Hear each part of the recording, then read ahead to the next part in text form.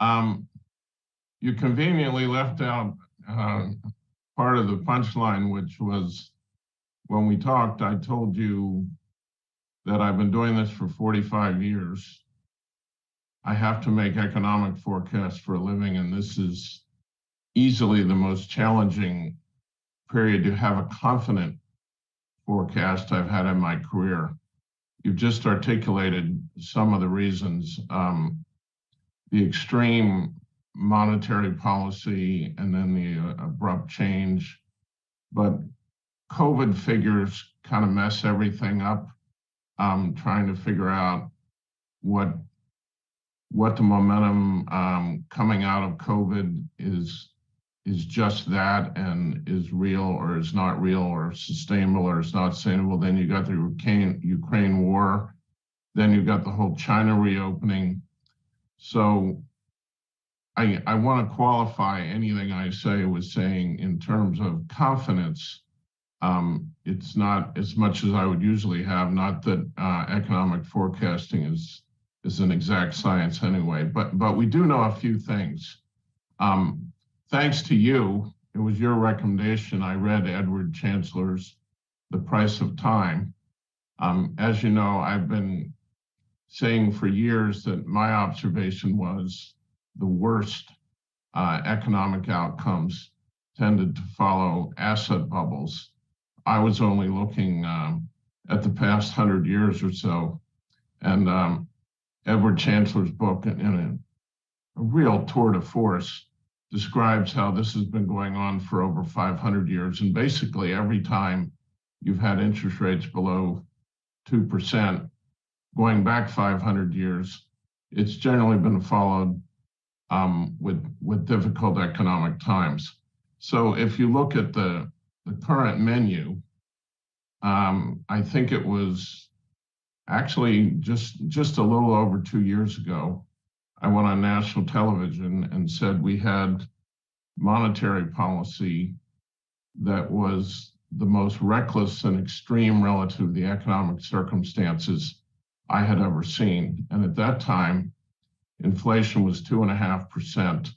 You had a booming economy. You were coming out post-COVID, and it was clear post-vaccine that we were on our way to maybe the most rapid recovery I had seen in my lifetime. I was not surprised about a year later that inflation reached 9%. I was not surprised that SPACs went crazy, Bitcoin went crazy, Dogecoin went crazy, equities went crazy. What I was surprised by was that for the next year, while all that happened, Jerome Powell's Fed continued to have their foot on the gas. They continued to buy $120 billion of bonds a month while rates were zero. This obviously led to everything I just described.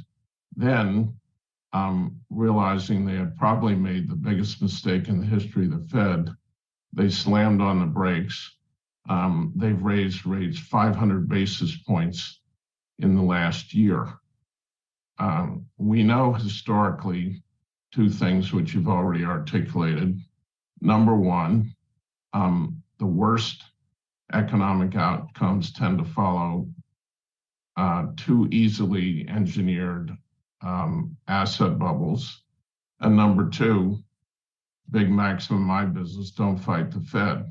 So I'm sitting here staring in the face at the biggest asset and probably the broadest asset bubble, forget that I've ever seen, that I've ever studied. It went on for 10 or 11 years. And then as the grand finale, the government spent $5 trillion on COVID. The Fed financed 60% of it. And as I just described, now we have a big hike in interest rates. It's hard to look at that constellation of factors, know that we've only had a few soft landings since 1950. All of them were preceded by what I would call proactive rather than reactive Fed policy, and believe we're going to have a soft landing. One never knows, but if you're just looking at the odds, they're very tough. In terms of the timing, I have much less certainty on that than I do on whether we're going to have a hard landing or a soft landing. The timing is difficult, but I will say, you've already noted, in our shop, we tend to use anecdotal information a lot. It's somewhat mixed. Housing, which has tended to lead historically, is actually fairly robust. Travel, restaurants, stuff like that is fairly robust. But other stuff, trucking, which has been a guiding light for my firms in terms of economic forecasting with a 6 to 8 month lead time, actually since I got in the business, is extremely weak. We're hearing bad anecdotes from retail. And then of course you have you've already mentioned it, the banking problem. We always knew, given what I've already described, there were going to be bodies out there. When you have free money, people do stupid things. When you have free money for 11 years, people do really stupid things. So there's stuff under the hood. It's starting to emerge.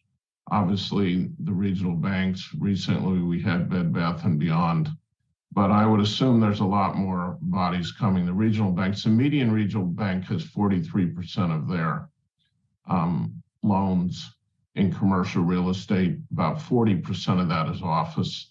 As you know, we've had this huge change in lifestyle due to COVID. Number one, the great resignation, but number two, people aren't going to the office. So we have actually a higher vacancy rate than we had in 2008. So I put all that together, and I look also at the inverted yield curve. The timing has always said sort of third to probably fourth quarter of this year to first quarter of 24. But the recent anecdotes, the banking problems, I wouldn't be surprised if the bean counters a year from now, as they tend to do backward looking, that the thing started sometime in the second quarter. I don't know that, but I do this for a living, so I got to have a forecast.